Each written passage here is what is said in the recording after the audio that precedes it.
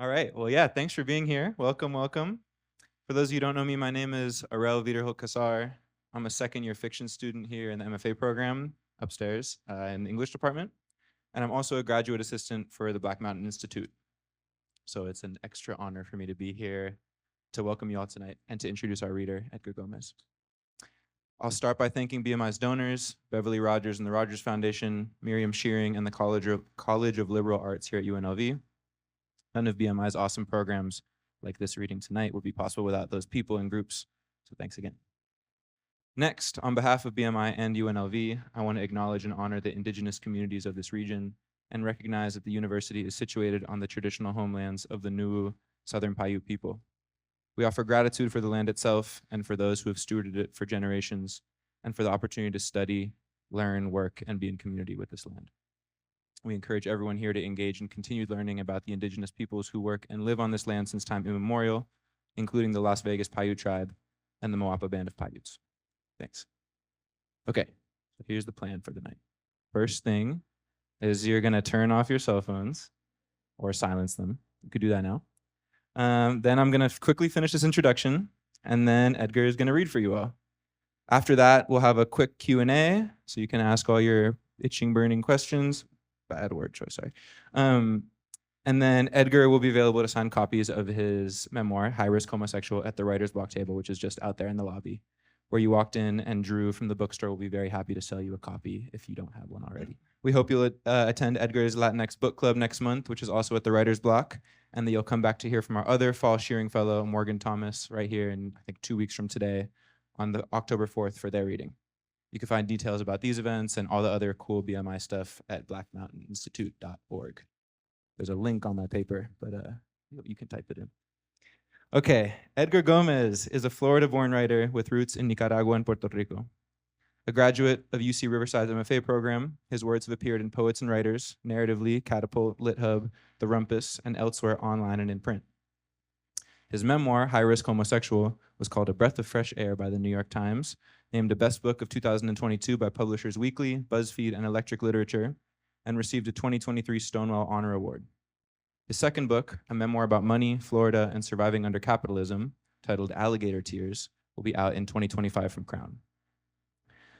A stacked up bio like that doesn't really require added commentary, but I'm gonna add some anyway, in the form of two unrelated and unsynthesized points of introduction.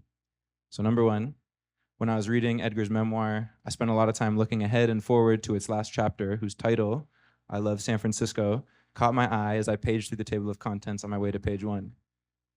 San Francisco, as some of you know, is my hometown, and it's also, as probably many more of you know, a place often thought of as the, or at least a, queer capital in the US and maybe even the world.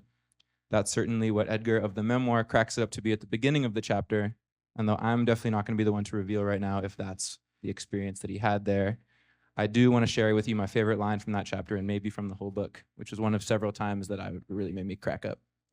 So the quote is this: I expected San Francisco would be mostly gentrified, but I figured there still had to be pockets of what it used to be.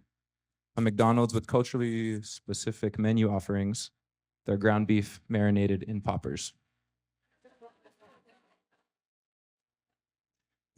Okay, unrelated, unsynthesized point number 2. Edgar's social media handle across all of social media is at Otro Edgar Gomez. Otro in Spanish means other or another, as in another Edgar Gomez, which is funny because if you read it, it's kind of like this humble thing. I'm just another Edgar Gomez in a sea of Edgar Gomez's. But then you type Edgar Gomez into Google and you discover that of the first 50 results, number 16 belongs to a professor in the College of Information, whatever that means, at UT Austin. Number 27 belongs to a former minor league baseball player. And then all of the other 48 are this Edgar right here that we've got with us. So with that being said, please help me in welcoming up to the mic, the Edgar Gomez.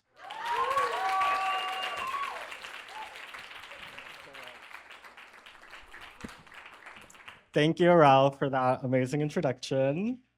I'm shook that I'm the #1 Edgar Gomez, because for the longest time, it was this guy who does Dragon Ball Z anime, and I was always like in my head competing against him, and I guess I won. So take that, Dragon Ball Z. Thank you everybody for being here. I was like, who's gonna come? Nobody knows me, but I guess actually I'm the number one Edgar Gomez, so. So I'm gonna read either 2 or 3 things, depending on how time is going. I wanted to start. Wait, I also wanted to say, yeah, thank you all for being here. Thank you, the Black Mountain Institute, for hosting me. I'm a Shearing Fellow, and I just feel very, very grateful to be here. I'm coming from Jackson Heights, Queens, which I love, but it's also just like very chaotic. I'm not saying it's not chaotic here in Las Vegas, but it's very quiet in my apartment, and I've been able to write a lot, and so I'm just very grateful to the Black Mountain Institute for giving me a Shearing Fellowship. Yeah. Okay, so the first thing I wanted to read is a poem. I'm not a poet, but for some reason I wrote one. And yeah, I wrote this at the beginning of the pandemic. Basically, around that time, I was just feeling very exhausted with waking up every day and seeing just more bad news about things happening to queer people, trans people getting their rights taken away, queer suicide rates going up. Every day I would wake up and there'd be another protest to go to. And I'm not saying that was a bad thing, at least the protests and advocating for ourselves. But after a while, I sort of felt like I was just waking up to fight every day, and I was forgetting what I was fighting for. And so I wanted to write something just the complete opposite of what I was feeling, something really celebratory. So I wrote this poem called I Love Being Gay. I'm gonna start with that. I'm always so nervous to read this because it gets a little messy, but in a good way. All right, I love being gay. I love being gay. I love spending 20 minutes moisturizing. I love carrying my phone in my hand like a little coin purse. I love poppers. I love incense. I love drama. I love starting phone calls with girl and bitch. I love songs that are just one command, like dance, spoken over and over again by a mean Australian lady with cunty bangs. I love crossing my legs, tequila sunrises, and when the bartender calls me baby. I love when you can tell an animal is gay. I love misting my plants with a spritzer. I love drizzling syrup over dessert. I love fresh flowers on a sunny windowsill. I love dead flowers in a dusty corner. I love the underwear section at Target. I love wigs. I love having a gold-plated Starbucks rewards card, but no dentist. I love becoming best friends with girls in line for the bathroom at the club. I love making out in the street after a date. I love when my boxer briefs are longer than my shorts. I love the boots with the fur. I love animal print Speedos. I love a waist cinch to the gods, wet gel curls. I love dips and stunts and twirls. I love when straight people don't know what I'm talking about. I love Janet Mock. I love Sylvia Rivera. I love the Golden Girls. I love Patti LaBelle and Mariah Carey's live performance of Got to Be Real. I love older straight women who hang out at gay bars. I love Miss Mary in Orlando, who kissed me on the lips on the dance floor to Cher's Believe.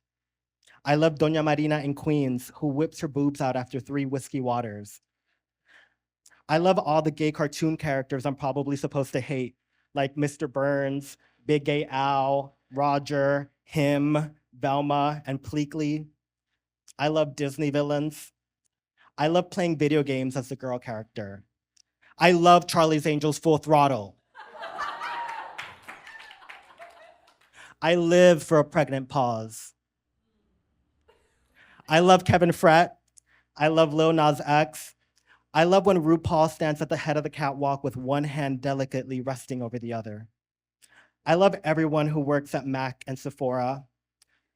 I love that crazy bitch Jonathan, even though he's fucking crazy. I love the way straight people play us in movies, even though they make us seem fucking crazy. I love watching gay people fighting.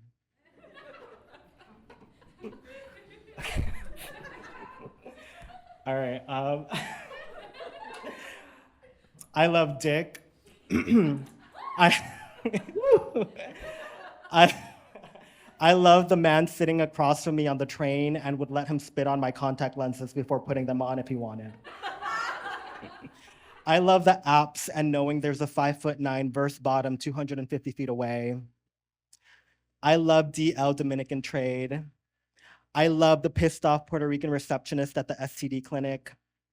I love the free condom bucket next to the bathroom at every gay bar. I love bathhouses. I love cruising. I love not having to hang out with certain relatives who, aside from being homophobic, are just boring. I love my mom. I love my gay friends. I want all this on a t-shirt under a big I and a heart, so I can wear it around like loving being gay is a place I've been. That way I can remember it when I'm not there.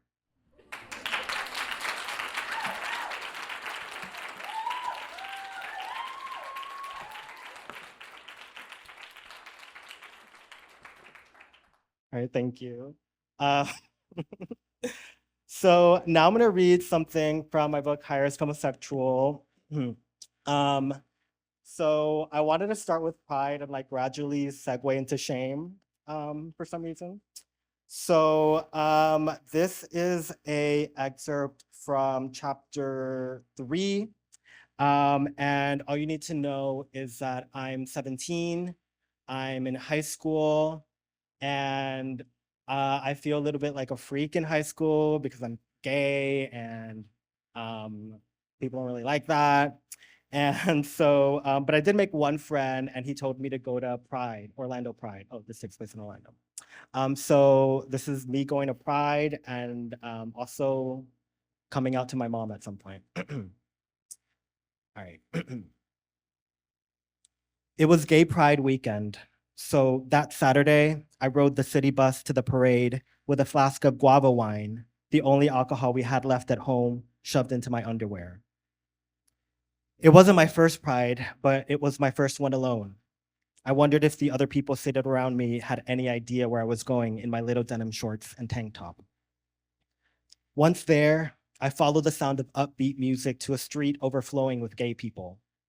I found a spot among them and watched the trans elders marching with their fists in the air, the go-go boys hurling condoms from the tops of floats, the dykes on bikes pressing on the horns of their motorcycles, leaving in their wake a road littered with beads and confetti. I tried to match everyone's energy, but it felt awkward to smile and scream by myself, like I was crashing a party and they all knew. I wasn't even sure what I was supposed to be proud of. The closest thing was this. The year before, I came out to my mom. We'd been at the Clinique counter inside Saks Fifth Avenue, waiting to ask an employee about a coupon we'd gotten in the mail. There was no good reason for me to do it then, just like there hadn't been one when I told my ex-boyfriend Angel. I suppose I just wanted to get it over with, and my gut told me she wouldn't make a scene around so many rich white ladies. I have to tell you something, I said, laying it out as gently as if I were dropping the words into hot oil. I think I like boys. I think I'm gay. Okay, Mom said, and then she put on her sunglasses, I guess to cry. I was getting ready for her to grab my arm and pull me out of the store when a sales girl came up to us and offered her some free samples. Mom smiled and acted as if nothing had just happened. Maybe I should have thought it was strange how quickly the moment passed, and a part of me did. But mostly I was focused on the fact that seconds later, she'd moved on and was buying me a 3-month supply of face wash. That's it? I thought. It was such a nice idea that I let myself believe it. She really doesn't care. It wasn't until we made it back home and I heard her sobbing on the phone with an aunt that I understood how badly I'd hurt her. I expected my aunt would talk some sense into her, and when she finished the call, she'd come into my room and kick me out or whip me. But she didn't. She didn't do a thing. I was so grateful. I got it in my head that I could repay her for her acceptance by proving that my being gay didn't mean I was going to change. If she waited a little, I'd show her I was practically still straight. Within a week, I hung up a Miami Dolphins football calendar in my room, threw out all my rom-coms, packed my flamboyant clothes into a suitcase and hid it under my bed. In retrospect, this must have only confused her. It confused me. After all, what was the point of coming out if I was just going to recloset myself? Standing on the side of the street at Pride, surrounded by queers who seemed way more fearless than I could ever be, I felt like a poser. I ducked inside a porta potty and swallowed the flask of guava wine in one gulp, gagging at the toilet stench flooding my nostrils. The graffiti-tagged walls were slimy with humidity, the space cramped and dark, but I was more comfortable in there than outside. It was easier to breathe with no one watching. When someone knocked on the door, I summoned the nerve to open it by promising myself I could leave in an hour. There was a strip of sidewalk nearby where businesses had set up booths selling rainbow sunglasses and giving free rapid HIV tests. I made my way over and tried looking available by standing near groups of strangers and laughing. Some of them, mainly older men wearing Western shirts tucked into Wranglers, played along. Pride is so corporate now, they said, and smile, what do you have to be sad about? When I was your age, whew. I accepted greedily their attention, the vodka cranberries and tequila sunrises they offered. They moved in closer, rubbed my chest through my clothes, squeezed my ass. Where do you live? They pulled me between their legs, slobbered on my neck. How old are you? With my mom, I answered, wiping their spit off my skin. Almost 18. By nightfall, I'd lost my flask and was holding onto someone's sticky hand. I didn't know who they were or how we'd pushed past thousands of bodies to the front of the free Lisa Lisa concert. Thank you. Yeah. The man gradually came into focus as I sobered up. He was short and bald, with chubby, pockmarked cheeks that looked like the gum center of a blow pop. Maybe I was still drunk, I thought, because as much as I blinked, his eyebrows never appeared. Oh, later you find out he's a drag queen. In the hand not holding mine, he carried a plastic cup. He must have been old enough to buy himself alcohol, though his outfit, an oversized Lady Gaga t-shirt and leggings, made me think he couldn't have been over 23. He waved his drink in the air to Lisa Lisa. We were, apparently, talking. So this is just a monologue. Can't just get in a car with anyone, he was saying. Este lugar está lleno de locos. Bitch, you have nice skin. Do you get that a lot? What is that? NC 40, 42? No, they're foundation shades. MAC, I'm a makeup artist. Oh girl, no, don't use drugstore. That shit'll make you break out. I can get you a discount. I'll hook it up. Can I tell you a secret? I don't know this song. Don't laugh. I don't know this lady. Do you? Stop laughing. Who is this? Yeah, totally. Mom music. Want to go to Parliament House? That's a gay bar. I'm over her. She's cute, but this song is killing my vibe. I want Whitney. Stop. She is not mom music. Come on, let's go. I can get you in for free. Sign it up.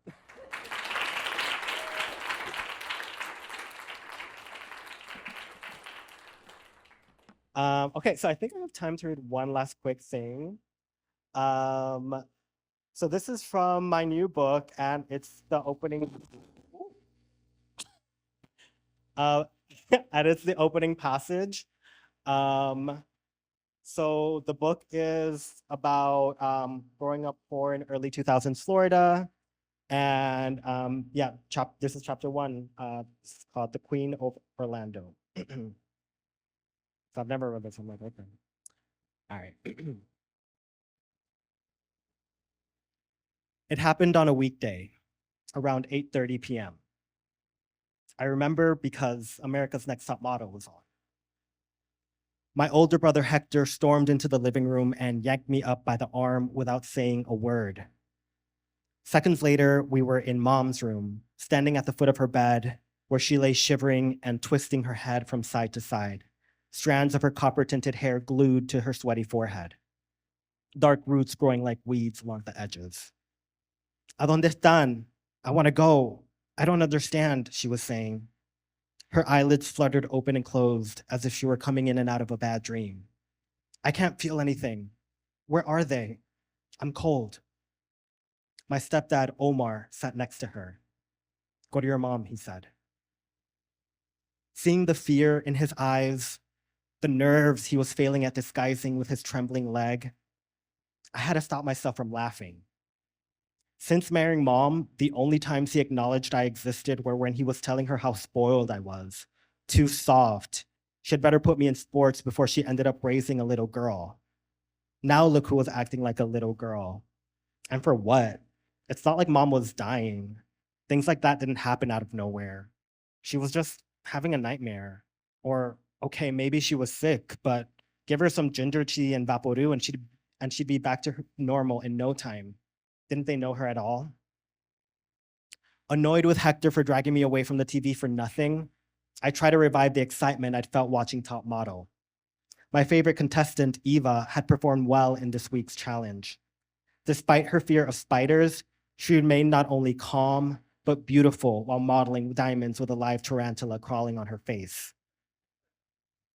I wanted to see her reaction when she won. I imagined Tyra revealing her photo as the week's top contestant, a scene I could have been watching back in the living room, when suddenly mom began to groan. It was in response to Hector, who'd climbed into the bed to shake her by the shoulders, his round, pudgy cheeks streaked with tears. The sight of him threw me. My brother never cried. He was 15. I was 12. Levántese, Hector pleaded at mom. Wake up, don't go to sleep. With each word, the reality that something might really be wrong with her became harder to avoid. Writhing on top of her sweat-soaked bed sheets, mom muttered more gibberish. I'm okay, she insisted. It's so bright. She turned abruptly to Omar. Who are you? The color drained out of his dark brown face. He bowed his head in prayer. Diosito, por favor, no dejes que. I took a step back towards the door. I had to get back to Eva. I needed to be there when she won. Whatever was going on here wasn't real. Mom couldn't be dying because then who would cut our hair or yell at us to close the windows when the AC was on?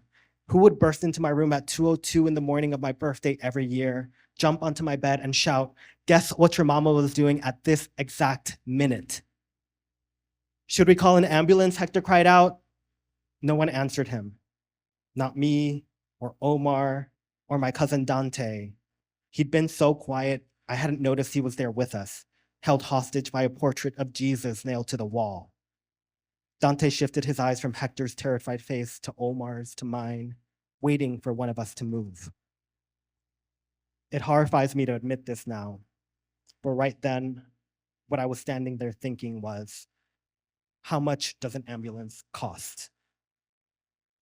No, Omar's voice cut through the silence. She said she's okay. I didn't know whether to believe him. Mom did say she was okay, but that couldn't possibly be true, could it? I suspect we were both hoping the same thing, that out of nowhere she would sit up, yawn, and stretch her arms wide, then look at us crowded around her and say, what's going on? Why is everyone in here? An ambulance? For what? Do you know how expensive those are? I was just sleeping. No lo puedo creer. Who is going to pay for that? You can't be serious. I can't even close my eyes for 5 seconds without this house falling apart. Caught between worrying she'd be angry if I called for help that she might not need, and seeing her struggle to stay awake as Hector wept over her body, I felt heavy, weak. I held onto the edge of her bed, my knees crumbling under the weight of me. Please, I begged the universe, God, anyone who might be listening, it's just a fever, right? It's just pneumonia. I had it a few years before and had similarly laid awake all night shivering and stringing senseless words together. I vaguely remembered Mom hovering over me, pressing a cool cloth to my burning forehead. No one said anything about taking me to a doctor or a hospital then. Somewhere deep down in my subconscious, I understood she needed me to fight it on my own. I'm okay, I'd said too. I wasn't, but a few days later, I was fine. Mom would be fine. She had to be. Hours passed, though it couldn't have been more than a minute. Then, in a flash, Dante barged out of the room, returning moments later with the announcement that he called an ambulance. Instantly, Hector, Omar, and I jumped into action, packing an overnight bag, clearing the way for a gurney, assuring Mom that everything was going to be all right. 1 second, there was only us. The next, there were sirens, a fire truck, dirty boots scuffing up the tile floor. Men carried Mom into an ambulance. Omar climbed in after her. Hector, Dante, and I stood alone in the yard, watching the blue-red lights trail off down the block. And that was it. She was gone, and it was dark again. Dante pressed his palm on my shoulder. Let's go, primo. The three of us walked back into the house, where Top Model was still stupidly playing on the TV. I shut it off, went to my room, and waited in bed all night for her to come home.